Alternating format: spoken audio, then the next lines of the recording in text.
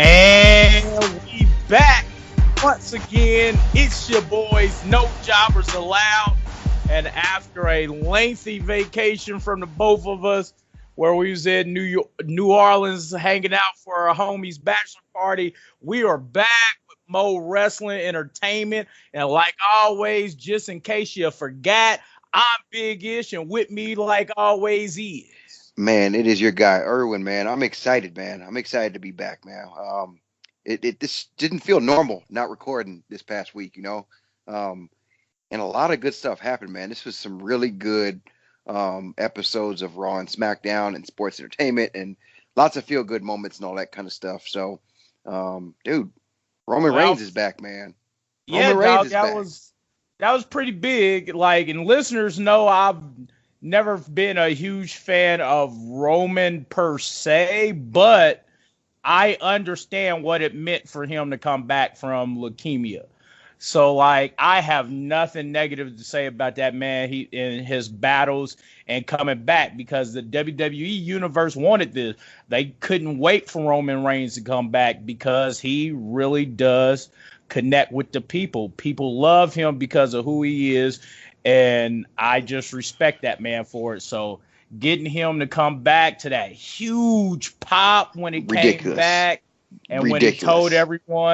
when he told everyone his cancer's at leukemia is in remission, oh man, you would have thought they made him president right then and there, dog. Because like it's crazy. That's how you know when you over. That's how you know when you actually connect with the people and you kind of really are doing a good job in wrestling or sports entertainment is when that that connection is just not something just any Joe Smo could pull off. So 100%, man. I agree with you 100% on that. And that, like, so that it just goes to my point where, like, as far as sports entertainment and wrestling goes, just like Big Ish just said, the connection is completely different. Like, it adds more brevity and gravity to the moves that they're doing there. Because, real wrestling, anybody can get in there and do flips, kick flips, spots, all that kind of stuff. But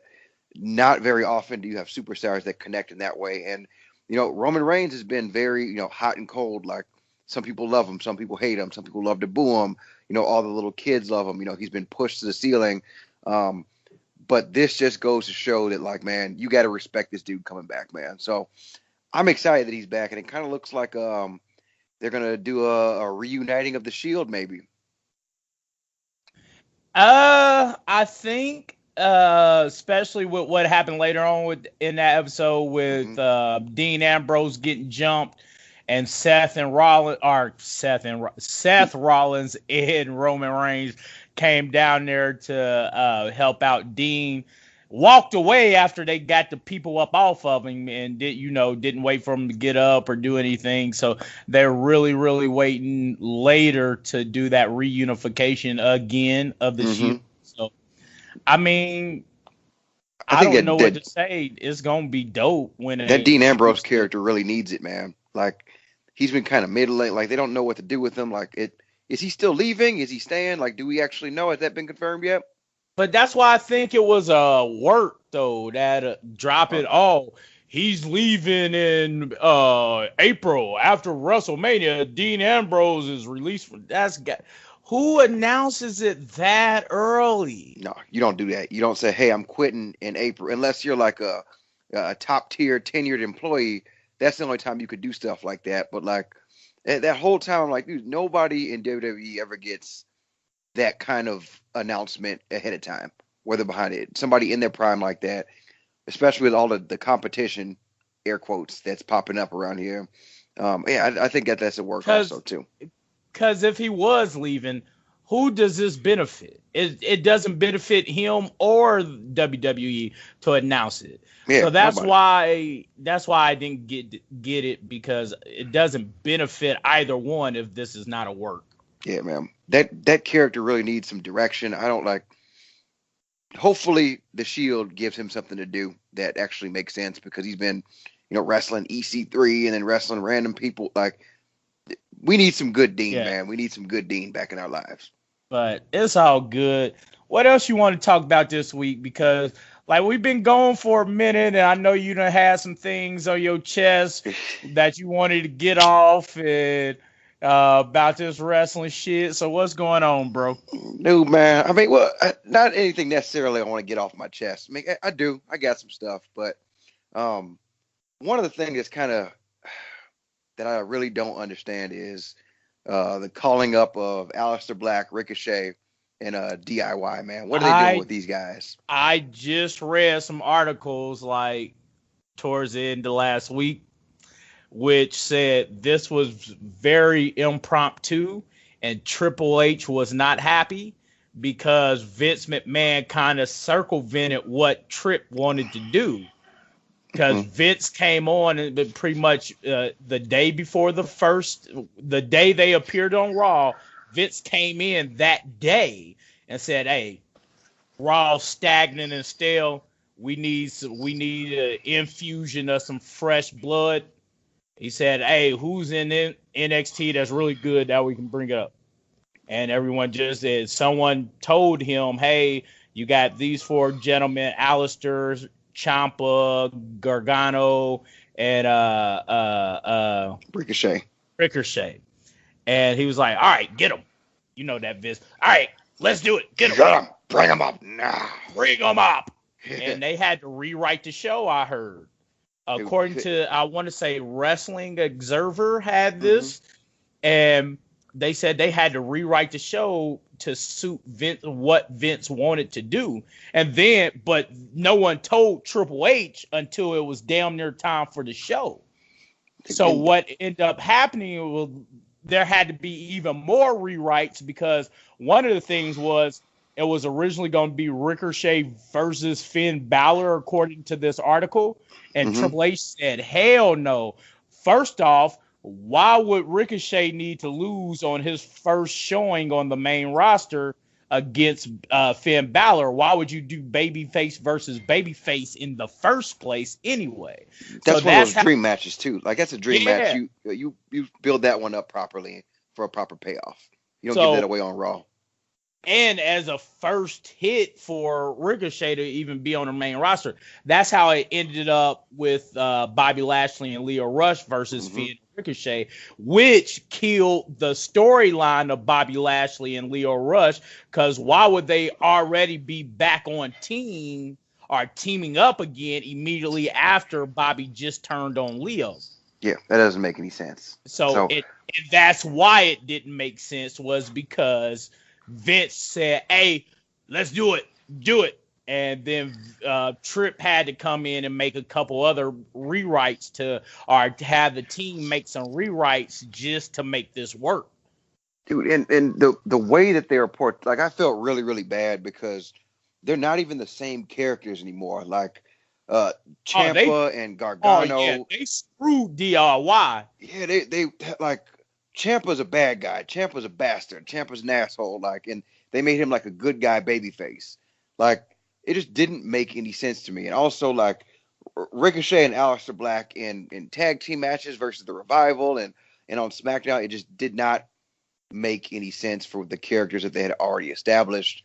I just did not understand that at all. And we just had fresh call-ups less than a month ago. Exactly my point. Like, why did you call more up? Heavy Machinery, Nikki Cross doing a thing. Lacey, on the other hand, I love Lacey, but they haven't been doing anything with the show. I hear she's been doing really good at house shows, but that walking out and walking back up the ramp thing without doing anything is getting annoying.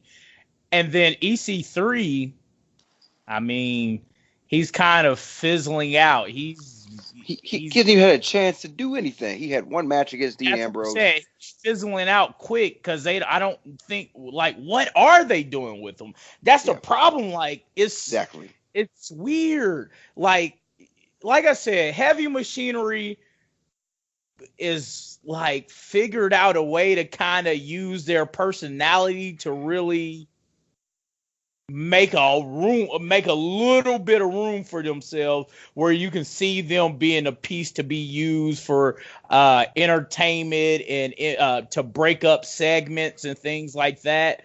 Nikki Cross, very good, but they actually haven't even been using her the last couple weeks. But when they do use her, she's been really great. But Lacey Evans, EC3, it's crazy, man. I don't know what's going on. Because I really But thought that they would, with the SmackDown women's title scene being so light and like nobody really over there as far as star power, to compete with Asuka right now with those other three ladies all wrapped up with the women's title on Raw. Like I thought that all would right, be a good little area for Lacey Evans to maybe pop up, do something, but they're just not doing a good job with all right. these So recent call ups. I'm glad you said Oscar's name because I'm sorry, we're going to switch gears here Let's do it. real fast, people. What was WWE thinking when they had Mandy Rose beat Oscar? Dude, you know what they were. This is a Vince thing, man. It We pissed me off. it doesn't make any sense, but when you look at Vince's track record, the people he pushes, especially the women, we all knew Mandy Rose was getting pushed. We all knew that this was going to happen. And eventually, Mandy Rose is going to be one of those people that they kind of try to force into being a superstar. And Honestly. everyone loves Mandy Rose, but come on, why did she have a close call, a near fall, and then of course Asuka beats her, but make it look good. But a pin over your women's champion who wasn't seen on TV for SmackDown in weeks, and the first match is her losing to Mandy. Like I was hot, bro. I was hot that night. As you should be. As you 100% should be, because it makes zero sense. And, like, don't get me wrong. I really, really love what WWE's doing right now, especially at the top of their cards. But with the mishandling of the NXT call ups, just the random NXT call ups without any kind of warning, and also the handling of the women's title and their mid card titles really don't make sense to me right now. Like the USA, the United States Championship with R-Truth. I love R-Truth, So but good. He's so good. yeah, I don't know what they wanted to do with that. And I think that even going towards WrestleMania, they're going to probably have some kind of multi-man match because him, Rey Mysterio, and And Andrade. seeing I always call him seeing almost, Yeah, but Andrade, you right. dude, they had a hell of a Cause match, man. I mean that was good, and that's what I'm saying. Like if they was doing more of that, I could see it, but they haven't been. Yeah, This is our true first I guess technically his second defense since winning the title, because you got to call the first one Rusev because he beat Shinsuke. Then Rusev challenged immediately after the match, so technically the Andrade and Rey Mysterio is his second official title defense. But it's weird, man. It's they make these decisions and then they want to backpedal away. Like, there's no way in hell Oscar is your women champion and you're not using her, definitely. especially if you want to build up your women on SmackDown. Because with Charlotte and Becky going to Raw, you have it wide open. So that's why 100%. I didn't mind Mandy taking Oscar to her limit, but beating Oscar was a huge no. Then you got the SmackDown ladies, the tag teams, who's also going to have to figure out how they're going to do this transition between SmackDown and Raw for these titles. But in my opinion, I think they mishandled these. Like you said, they mishandled the NXT call-ups. And once again, where is Lars Sullivan? Yeah, man. Is he okay? Like, is he still work for WWE? I don't know, dog. I ain't heard nothing. Yeah, that's weird. That's very, very strange. Which is hopefully he's all right, man. But this mishandling of all this stuff, it makes me sad because then we can get into this. I think this is a good segue. We've got a main event scene right now that's being so perfectly handled as far as on the women's side of Raw between Becky Lynch, Charlotte Flair, and Ronda Rousey, man. Great bit of storytelling. On fire, man. On fire. And this again goes to show, like, moves mean nothing without a character to follow it up. And Becky Lynch, man, has been absolutely killing it. Killing it, man. And the insertion of, I don't even know if we got to talk about this yet, but they really needed Charlotte Flair in this main event scene. They really, really needed her to be put in this match to help this along, because we had, 2 months up until WrestleMania. And I remember when she was first announced that she was taking Becky's place, everybody was on Twitter angry, up in arms, talking about, WWE's always ruining everything and like stuff like that. And I think I'm about to steal. Right. I love that. Is my favorite meme for Charlotte Flair. Yeah. Every time Becky gets something, I love that meme, bro. That's perfect meme. And all of the things that we complain about the mishandling, this is something that it's much needed, and I think it's being perfectly handled. Because in the long run, we all know that Ronda Rousey's not going to be here for the next 10 years. I think we can agree on that, right? Like, yeah. But Becky Lynch and Charlotte Flair are going to be wrestling. This is their life. This is what they're going to do. And there's nothing better than, these two getting the rub from, the mainstream superstar in Ronda Rousey. So I think that adding both of them getting the shine in this feud, taking kind of advantage of the star power that Ronda has, is genius. It's crazy. Like, it shows that WWE can still do amazing things. And it's like a double-edged sword, because while it shows you, hey, man, we still got it. We still WWE. We are still, bar none, the best wrestling content provider in the world. Mm-hmm. But on the other hand, it goes, why can't y'all do that with more than just one story at a time? Exactly. Why can y'all only concoct this amazing story and this microcosm? Why can y'all only do one thing really great right now? Because I will not say anything negative about this Becky, Ronda, Charlotte angle, because it's perfectly crafted, and that payoff at WrestleMania is going to be dope. It's going to be great. But why can't you? Well, let me rephrase. They can do two, because what we're going to talk about next is the Daniel Bryan and Kofi thing. Magic. And that they are making you get emotionally invested in that story as well.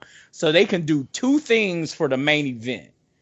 But why is everything else crap? Yeah, their lower card and their mid card, it does crap. Not make any sense. The fact that you have, and again, this is, add more fuel to the fire, where you have Bobby Lashley, Drew McIntyre, and Baron Corbin all in multi-man matches with Finn Balor and all of it. Like, that doesn't make any sense to me. Like, just the fact that these three have been placed together over and over again, and we just got done with Drew McIntyre breaking off from Dolph Ziggler, just to put him back in with two other knuckleheads. It doesn't make any sense to me. I thought when he broke with Dolph Ziggler, it was his time, bro.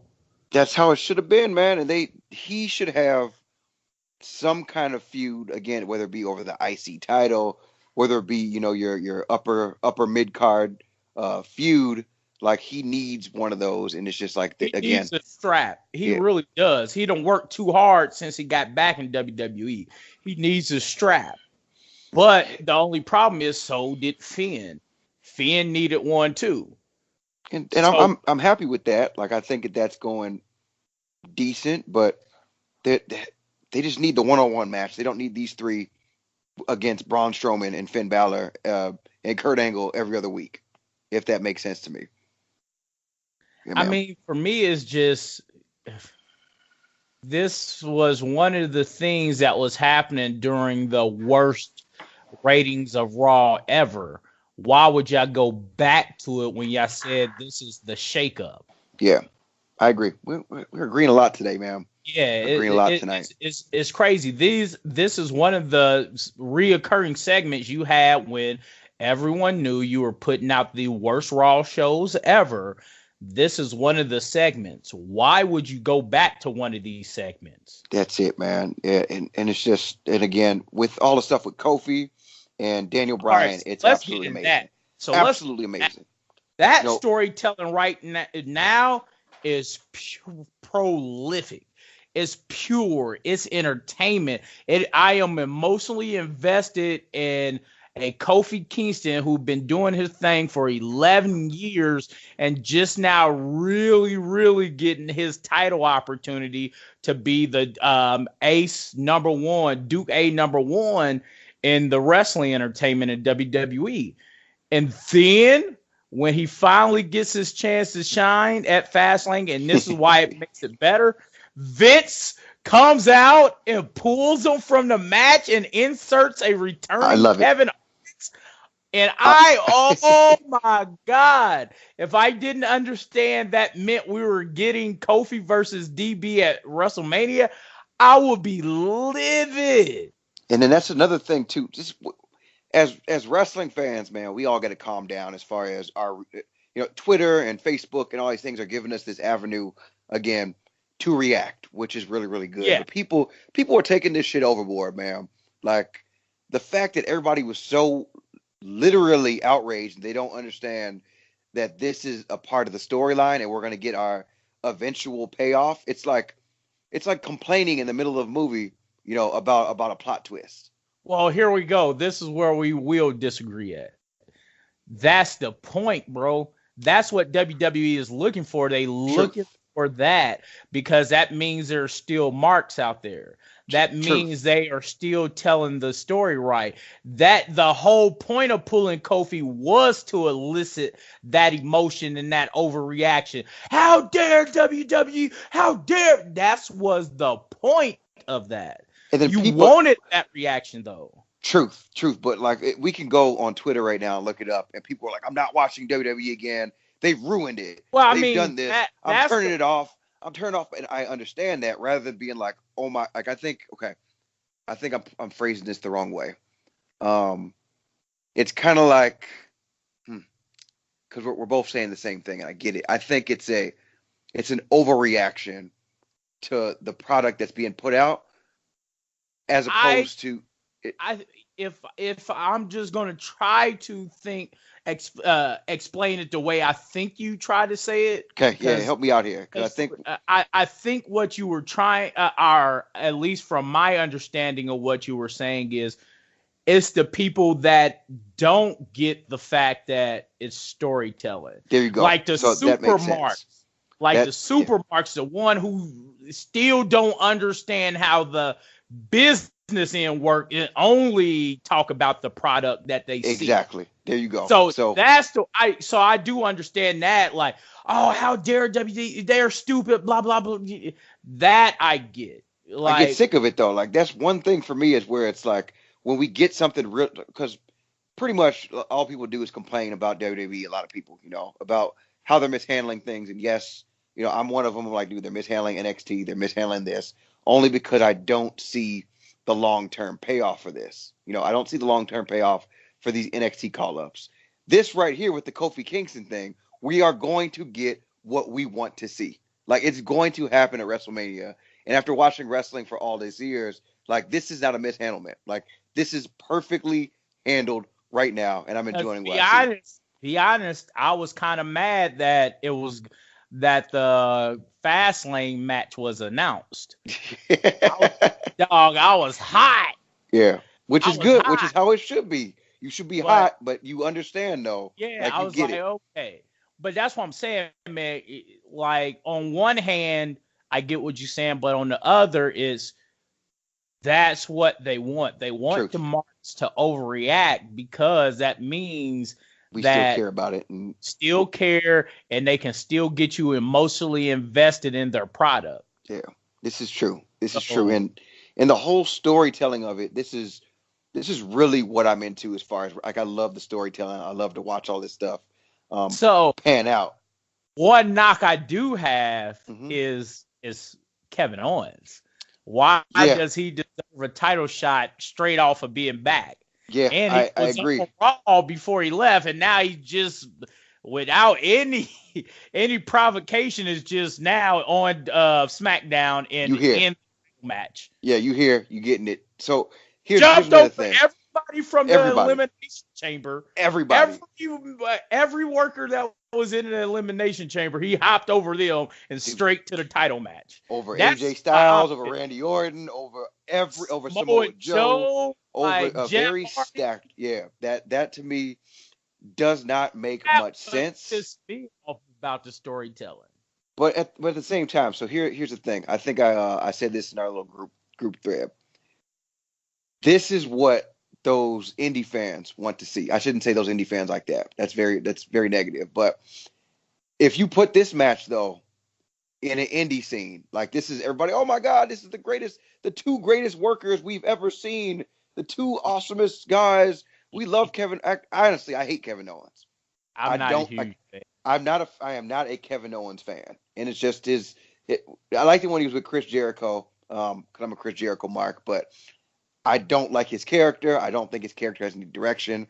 I feel like there's been multiple of these same exact type of characters throughout the history of WWE, but he is no different or doesn't differentiate himself, from your normal person who says they're going to fight. Like, I don't think he's a prize fighter, honestly. Like, I feel like he doesn't look the part. He's decent in the ring, but I don't see what the hype about Kevin Owens is. But he's one of those people that was your typical what they call indie darlings, but just doesn't translate to my tastes as far as a wrestler. Yeah, I'm not a huge fan of KO either, man. I kind of went off on him, but for me, it's just my personal aesthetic about it, like his ring work and things like that. I don't have much more to say. No. I'm just not a huge fan of Kevin Owens. Dude, and I ain't gonna be expecting, but I'm just not a fan. For him to have all this TV time that he was the Universal Champion before, like, and to still not be over, and for me to still not care about you either way, like, that doesn't make any sense to me. But once again, it goes back to someone loves him because our people love him because when he came out, huge pop on SmackDown. It's all, and when you go, like, if you go to next time you're watching SmackDown or Raw, like, I don't know if you're one of these guys like me where I do like 5 or 6 different things. I'm on Twitter, I'm on this, I'm doing I'm always doing playing games, something, but listen to the different reactions that each person gets, and you can tell what market they're going for. When Kevin Owens comes out, no kids pop, no women pop. It's all 30-year-old men who love like that, like indie type wrestling, honestly. But again, like when John Cena comes out, the people that pop usually are the kids. You can just hear that female dog through your TV. You can 100% hear the difference in it in the pop. Like each pop is different. Whereas you go to like the pop that Roman got on Raw, that's everybody. That's all of them. But Kevin Owens strictly gets dude pops, which I'm not a fan of. All dudes. And if you go to these live events, it's all dude pops. Dude pops. That's it. John Cena gets the kid pops. Better name for that. Dude, I like dude pop. We got a couple better name for that. It's all the weird, just wrestling fans. I don't know how to say this right. Like fans of like wrestling. Like what I would say your typical like damn, this is gonna give me a lot of heat. AEW fans. Like those are like fans of wrestling. If that makes sense to you. You know what? I'm not even going there on that one. Can we just because we can go down the line? Yeah, independent promotion fans. Independent promotion fans. It's a different type of fan from your WWE fan, which is nothing wrong with it. Nothing bad. We all like wrestling, but it's just for different reasons and different things and different pops. I was hyped only because this means Kofi versus Daniel Bryan at WrestleMania. Yeah. And if Ronda wasn't already going to be the main event with Becky, this should have been the main event. But that Ronda and Becky is going to be something special. So this better be right before it. And I I think it's the perfect lead into the match too. Yeah, I like it. I'm a fan. I like all this. And the only thing it makes me scared of is it's kind of like what we was talking about in our Royal Rumble podcast was matches before a main event is really supposed to prime your interest. It's supposed to like really prime it, get it ready, like get you set up for the main event. And this could steal the show. Yeah, and that's what I'm afraid of. Will the Ronda and Becky or Ronda, Becky, Charlotte be that good? Dude, and this is not happening. Saying it won't be great, but if Daniel Bryan and Kofi Kingston go out there and put on any type of show like they did in the when they was the last two in the Elimination Chamber, then that's going to put the pressure on those ladies to step it up even more. I think they're ready. I think they can do it, but they're going to they can't have no half stepping if that Kofi versus Daniel Bryan is the match right before. Dude, it's going to be rough. It's going to be hard. And like this has happened in a lot of WrestleManias before too, where damn, dude, I think it was the WrestleMania. Okay, I'm not really sure which number it was, but the match that went on last was Triple H versus Randy Orton for the WWE for the heavyweight title or one of those. But they went on right after Undertaker versus Shawn Michaels, and they completely lost the crowd, or the crowd got lost. And this is probably one of the worst WrestleMania main events in history. Honestly, I got to look back and see what it is, but I can see something similar to that scenario happening with those two or with those three ladies, only because that they're gonna tell a hell of a show. I think the WrestleMania you're talking about is 25. Okay, thank you for that. I want to say 25. But yeah, man, and dude, but speaking of Triple H, man, it looks like they're oh wait, they did it twice. They did it 25 and 26. Yeah, so I'm not sure whichever one had. I think it's Randy Orton versus Triple H as the main event. I don't know. That's why Google is our friend. Because that one was, I mean, there's nothing wrong with Randy Orton versus Triple H. They built it up perfectly fine. But we were so emotionally invested in Shawn Michaels versus The Undertaker that match fell flat. That was flat. WrestleMania 25. Yep. It was so flat. Like, if you go back and watch it, you're like, man, I feel bad for these guys. They're working their asses off. And it's just like what happened with Royal Rumble. Yep. Like, AJ what was Styles it? and Daniel Bryan? Yeah. Because it was a good match, but I was not as impressed as the Finn Balor Brock Lesnar. Mm-hmm. Truth, man. So if you have a match like that to really set it off, that following match better be just as good, and I think those ladies can do it. Yeah, they'll be fine. I think they can do it. They'll be fine. Kofi Kingston and Daniel Bryan are going to tell a hell of a story, though. Oh, man, it's going to be 11 years. The only bad thing that's going to come of this, man, I think they're going to do a New Day breakup, which I enjoy the New Day. I mean, they could all use a character refresh. They've been the same characters for the past four or 5 years. So, yeah, man. But, dude, what about the setup with Batista coming back, beating up Ric Flair, and calling out Triple H, man? I like it. It was good, man, but I'm not going to lie. It's stupid, but I was taken out of the fact of Batista's nose ring, dog. Like, as soon as I see his face on screen, I was like, is that a nose ring? That's the only thing I could think. I didn't even think I tweeted it, man. I can't take a nose ring Batista seriously. Like, I was not even... that nose ring by itself kind of just took me out of what was actually going on. I was like, what's going on here? This is a 50-year-old man, with a nose ring and skinny jeans, man. Like, I was assuming he just fresh off a set of something. Some role. Hopefully it's part of a character, man. But this is going to be perfect for WWE, man. We got this right around where Avengers is coming out.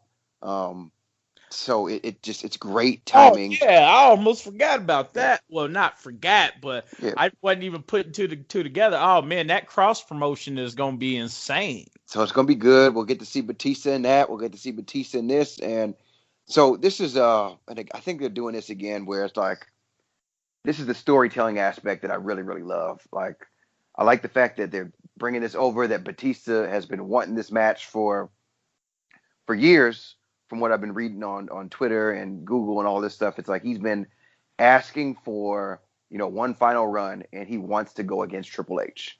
Because where he first got his shine in 2005 was going against Triple H in that WrestleMania. I do believe it was in 2005, maybe 2006. No, it was 2000, maybe 2004, one of those. But like when Evolution first split off and Batista won the Royal Rumble, he chose Triple H, and that's how he got, propelled into his superstardom. So I'm happy to see it come full circle, man. I'm happy to see it come full circle. It is, once again, so that's 3 stories that WWE is doing really well. Mm-hmm.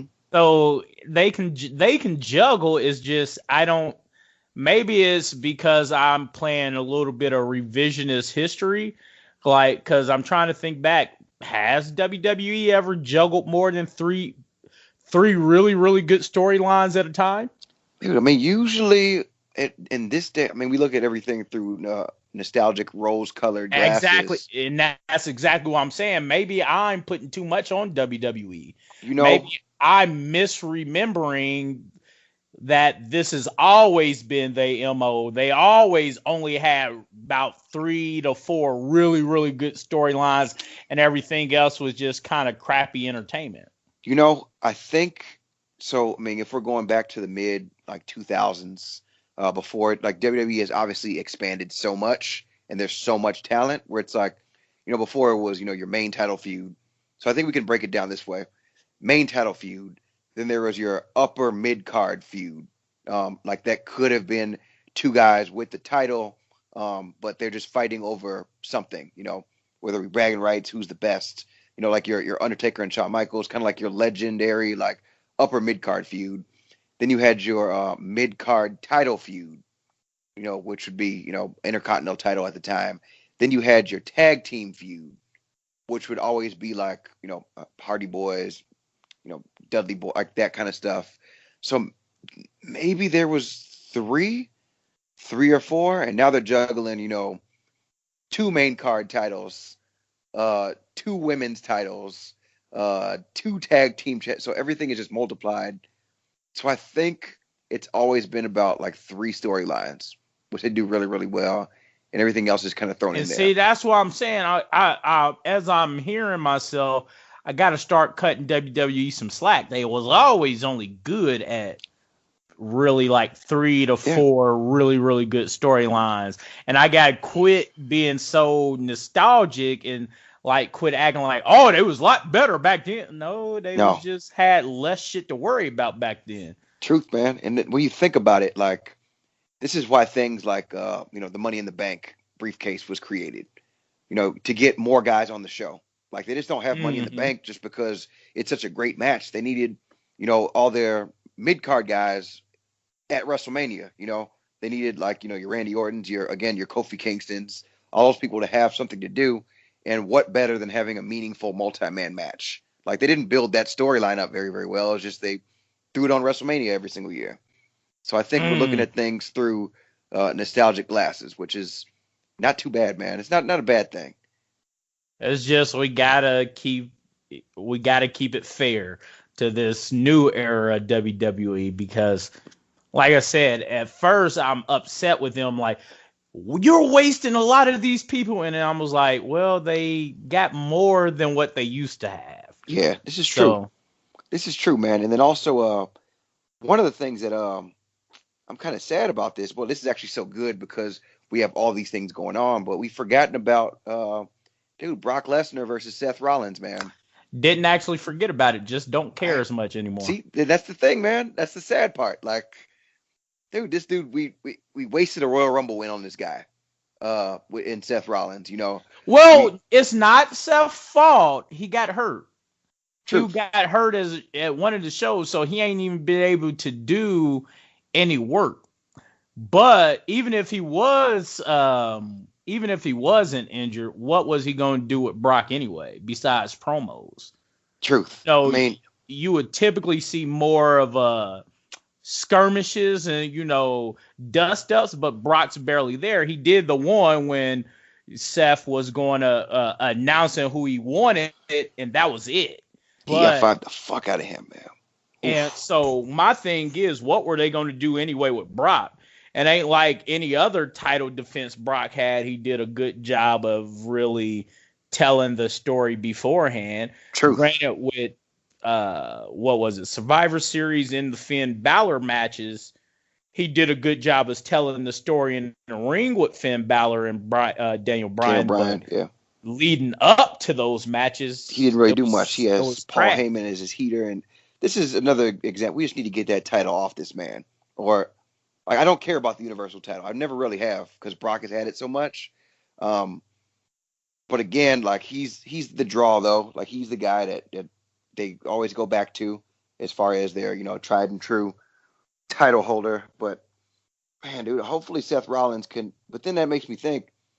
It's going to be Seth to get it, and it's going to be the eventual Seth versus Roman again. It has to be. It has to be. That's the only way I see this going. It has to be, and that's exactly what I was thinking. Like, because they can't do Roman Reigns beating Brock Lesnar again. But Nope. they can do Seth Rollins versus Roman Reigns. Yeah, you know what? I'm gonna let that one ride out. I'm not even gonna try to play that one in my head just because I can't. I'm not going to try to get too deep into it, but it's definitely going to be Seth beats Brock, probably with some help from Roman. And then that's probably what's going to be the turning point for Seth and Roman is, hey, I could have done that by myself. I didn't need your help. And, Roman is going to be the super huge baby face and go, hey, man, I was just trying to help you, my friend. Yeah, but I didn't ask for it, blah, blah, blah. And that's probably how they're going to start that feud but it's just a repeat of the Dean Ambrose thing. But I think Seth will hold that character a little bit better than Dean did. Definitely, man. Definitely. Because we forget, well, not really forget, but dude, when Seth Rollins was WWE champion, like he was like the heel, like the number one heel for like 8 months on end before he got injured against Kane and had to have his ACL repaired. But I would love to see yeah, dude, that was a couple years ago. I think it was before you started watching back again full time. I think it was like 2014. Oh, okay. Yeah, he had like the J&J security, all this. It really just a footnote in history. But yeah, dude, I'm super excited for what they got going on. This is my main outlet of entertainment is this wrestling stuff, so I'm really, really glad that they're giving us a lot of stuff to talk about. Yeah, cause I'm not huge. There's not a lot of shows I watch. There's not a lot of entertainment that I like, movies and all that. I watch a few types of movies, and that's it that I get excited for. And I'm an anime head, so if it ain't new anime or new wrestling, okay, I'm good. Or the kid and caboodle of it all. If it ain't Law and Order SVU, yes, because that's over everything, dude, over everything. Then I'm not really interested in it, but I'm interested in wrestling. Yeah, so dude, that's why. Oh, go ahead. No, I didn't want to cut you off, but like, dude, I think another one of our shared joy, aside from SVU, that's over everything. Over all this stuff, maybe even over wrestling. I don't even know. But dude, man, our little love for video games, man. Oh yeah, most definitely. Video games are it's a huge pillar again of my childhood, and it's just kind of one of those things that has carried over to adulthood, man. And that's another thing I see a lot of people, I'll say, complaining a lot about video games, and you could think that like.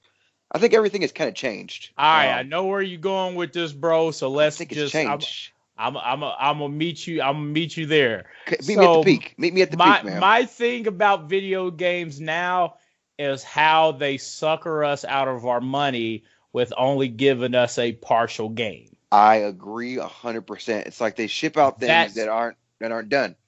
That's my problem. Now is where you used to have the whole game. Everything that was going to be in the game was there when you bought your disc or your cartridge. And now it's, buy the game. 4 months later, here comes the DLC. So you burn through the game, and then you got to buy another game on top of it. Like, See, why? What's with this DLC? Why didn't y'all just put it all together or put most of it together? I understand in having some extra stuff that you put behind a paywall, but you literally put a whole game you like know, as okay, I'm gonna DLC. play devil's advocate on this one, okay? Because there are games that are exactly that motto, and again, at the same time, Activision and all these places are again But businesses. They want money, and that's the only reason why they do this shit. They don't do it for the love. They do it for a bottom line. Um, so my thing is, you don't have to buy games that have DLC though. You don't have to buy these what people call incomplete games, and I agree 110%. Um, a lot of these games, the DLC is 100% optional, and you 100% are optional. you are correct. But the reason for the DLC is because they give you a more condensed version of games that we're not used to. And then at the same time, though, this is what a question we're talking about. How much game should we expect when we drop our $60 on our disc or our cartridge? Like, what's No, an you acceptable?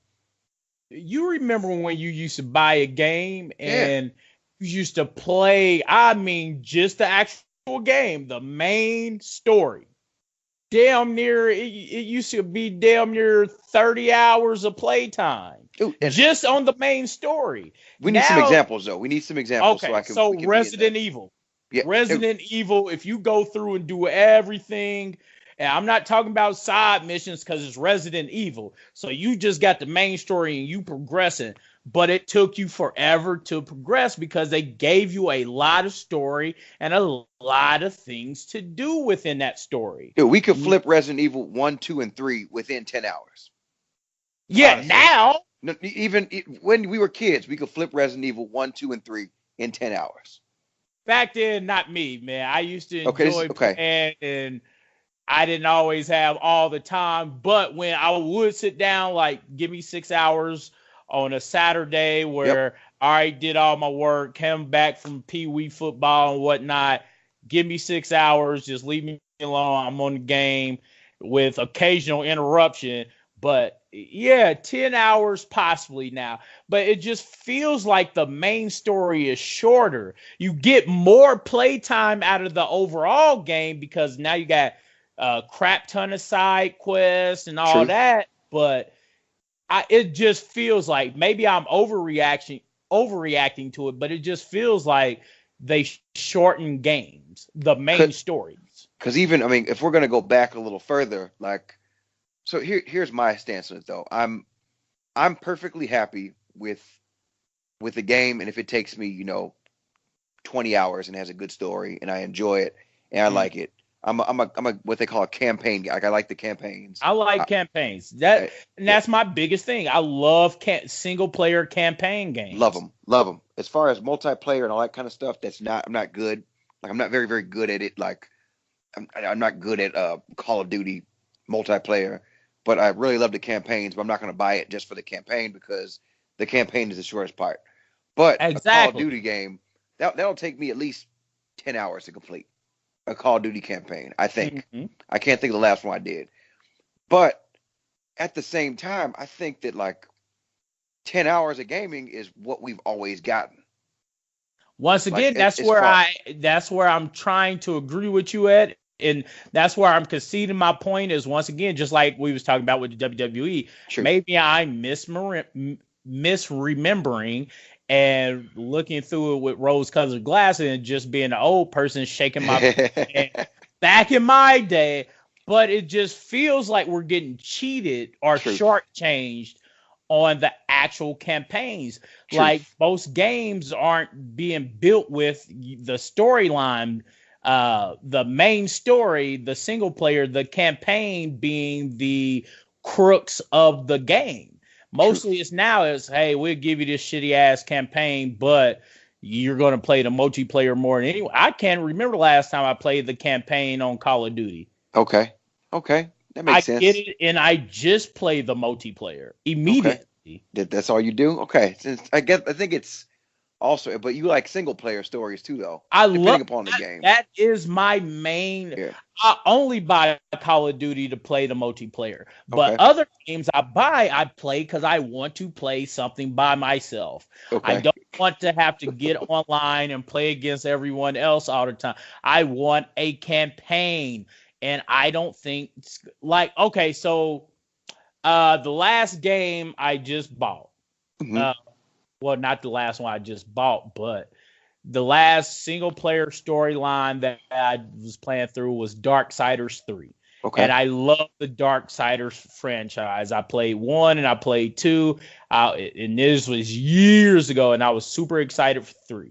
When I got 3, it felt shorter than 1 and 2. Okay. Felt Hmm. shorter. I don't actually think it was. I think they made it about the same length, but it just felt shorter because you could burn through it a lot quicker. I don't know that because I'm better at games or they just shorten it. It could be something.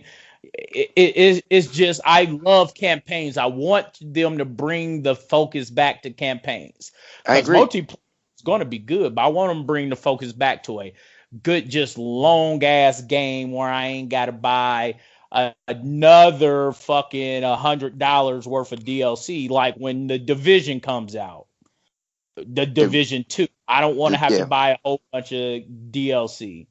Yes, true. And I think that's one of the last game. Well, I'm trying to think. So what I'm playing, I got a Nintendo Switch for Christmas last year, and I've been playing through like Legends of Zelda, Breath of the Wild. Again, that was a 70-hour, again, essentially a campaign.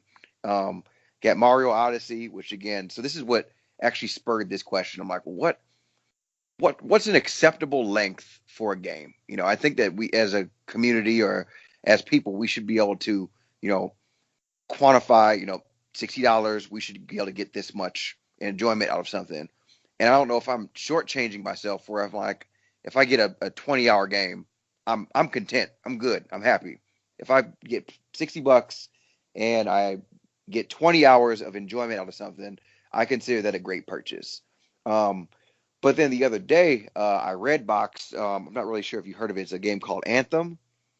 I've heard of it, hasn't played it yet. Yeah, dude, everybody's really shitting on it right now. Like they're really, really shitting on it, shitting on it. It's kind of it's your typical like looter shooter type thing. Along Destiny, Division, all that kind of stuff. You're Uh huh. grinding to level up your character, get loot, all this stuff.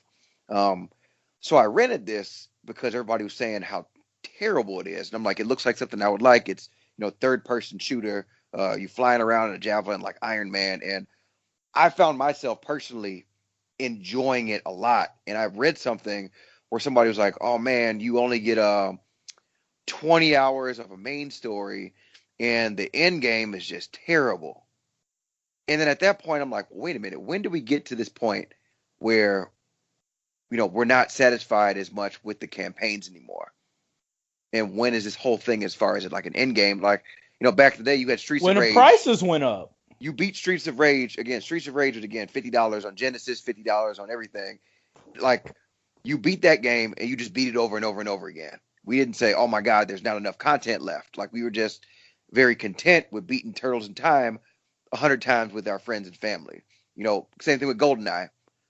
GoldenEye, we were content with beating the campaign and playing it over and over and over and over and over again. Like you can think about those childhood games that you played, and I don't think that they were any longer, or I don't think that they were any worse or any better. I think what we're getting right now, to me personally, is quality. Like I really like Anthem. I'm having a great time playing it, which it's good. But if you YouTube right now, Anthem hours, everybody's like, "Oh, I only get 20 hours of gameplay out of it. I can't believe we only Well, get once 20 again, hours." think about going back to your childhood. We can Some of those games were hard as shit, even though True. they Oh was little yeah. kid Fuck, games. those shits were hard as hell, man. So you were getting your 30 plus hours out of them. If they was hard as that, you was getting your 30 plus hours. Truth. The thing about it now is the games aren't as hard as they used to be. You can walk through a storyline unfortunately in that 15 to 20 hours. The Truth. problem with that is DLC is coming. So you're not actually getting the same amount of game as you used to for the same $60. So they're forcing you, hey, here's this $60. Boom. You gonna walk through the storyline really linearly, and you're gonna be done in 20 hours. But Yep. if you want more game, We got all go this extra ahead, shit we can sell you. yeah, Okay. go ahead and take this $30 and we'll give you the extra 20 hours that used to be in the game in the first place. You know what? I like the way that you just explained that. That's the original point you have. That's actually a very good way of explaining it. That's where my It's money. Yeah. source of discontent comes from. Is I used to be able to take my $60 and know I'm getting a game, the full game. True. Now if I like take this. my $60, I'm getting like a part one. Or you're not really sure if you are getting the full game, or if it's something that's going to be updated in a patch or anything. That, you know, I like that. I like You see what the I'm way saying? you just did that. It's not that the hours they give us is too little. It's the fact that just say this is what it is. Don't say, hey, here's the game. You're going to enjoy it, get all your time out of it. And then we don't, because you already planning on installing it. You got it. Yep. The second installment in a new DLC. That makes sense. Just market it that way instead of saying, like, because my biggest pet peeve is getting a game and then immediately a month later, hey, DLC is coming out in 2 months. Yeah, why couldn't you just stick all that in the game originally? Yeah, so that lets me know that we're going to finish this. Like, if you was giving out free DLCs, be a different story. Are really cheap DLCs, different story. But some DLCs damn near cost the same amount as the game, or damn near half of it. So you spend $60 for the game, you spend another $30 for the DLC in 2 months. So you spending $90 on this game as opposed to just $60. That's my beef with it. Truth, man. I like this. Great conversation, man. It just spurred my interest. I'm like, in-game money, hours, because 20 hours in the game is fine for me, man. I flip it. I'm just gonna put it back in the box, put it on the shelf for my collection, man. So, and like I said, like, look at Destiny. If we're going to use that example, oh yeah, you can get to the end game of Destiny, what, 10 hours? Maybe less. Like in one sitting, damn near, if you ain't got nothing to do. That's a perfect example of your discontent. And then they drop, oh, here goes DLC, here goes the Fallen, here goes the War Mine, here goes the Fallen. Like, you get extra game, but you gotta pay for it because they know you're going to, because they're not going to give you everything you pay for. If I'm buying a game, it's because I want to play it. And then they are holding the rest of the game hostage. Dude, man. I like this, man. I like this a lot. I like these conversations. They spur a lot of things. Dude, in your spare time, if you don't get anything else to do, just YouTube or Google, like, the game Anthem. Just Google it, and you'll see it's exactly what you're talking about. It's kind of like what everybody's very upset about. It's kind of like, I mean, for me personally, I feel like the game is complete. But again, maybe I'm just not good enough to power through games in 15 hours anymore. I'm like, I'm really enjoying my time with this, and everybody's kind of shitting on it, and I don't really understand. Yeah, great conversation. Like I said, dog, it just is what it is. Like, it is. I ain't gonna act like I'm the best gamer in a short game. I'm gonna get through it in a short time.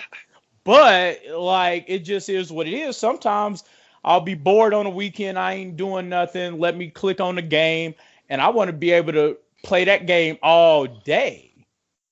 Not beat it, boom, and now I'm sitting there stupid. I don't want to start another game on something else. And replayability comes into fact. But let's actually table this conversation now. We can go. Because we can stay on this topic for a very long time. But we could, man. So, shit. You got anything else, bro?